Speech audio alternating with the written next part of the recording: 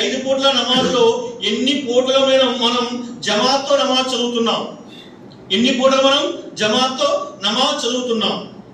దైవ ప్రవక్త సల్లల్లాహు అలైహి వసల్లం చెప్తున్నారు, మస్జిద్కి వచ్చి నమాజ్ చదివితే వారికి మాంసంతో నిండినటువంటి ఒక ఎముక దొరుకుతుంది అని తెలిస్తే